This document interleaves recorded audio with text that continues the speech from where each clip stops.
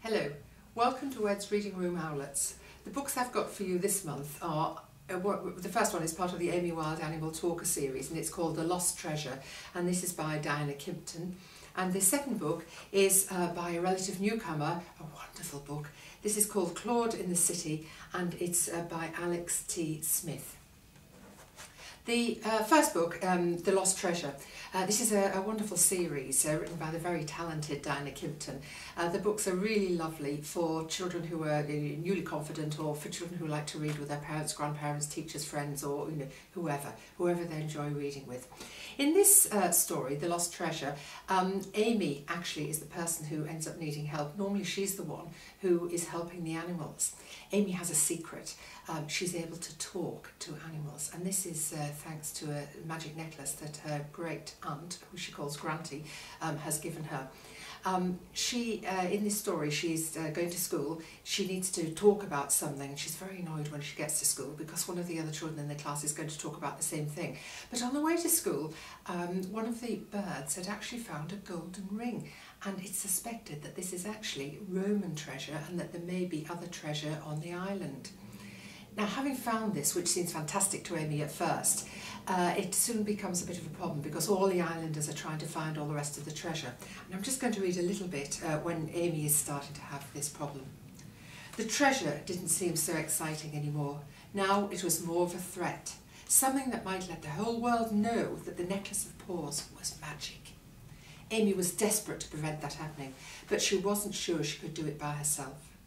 As she stepped out from Mr. Plimston's office, she turned to Einstein and said, "Call a clan meeting." Amy was the only human member of the group of animals who looked after Clamakin Island. Usually the clans solved problems for other animals, but today it was Amy herself who needed help. So will she be able to solve this problem with the help of her animal friends? I do hope so.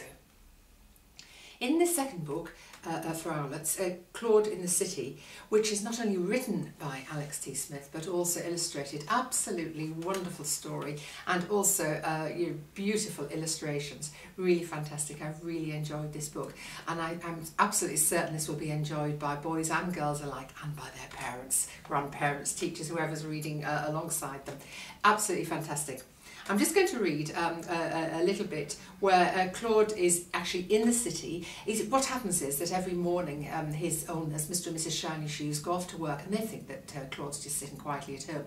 But Claude and his best friend Sir Bobbly Sock decide they're going to go off to the city, and they do sort of fairly normal things like go to a cafe and so on, and then they find themselves in an art gallery which has sculptures and paintings, and something dreadful happens. Suddenly, a naughty robber in a striped jumper and a mask came running past them, carrying one of the sculptures.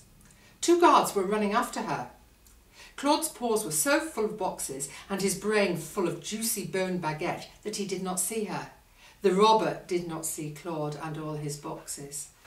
Bump, crash, wallop. Berries exploded everywhere. The robber fell to the ground. The sculpture went flying through the air. Everybody gasped. Sir Bobbly Sock felt sick with worry, but, well, you'll have to read the book to see what happens. It's very funny, full of humour, and a very, very warm humour, very witty. I've really enjoyed this, and I hope you will too. And I hope you will enjoy printing out the specially written activities to go with each of these books.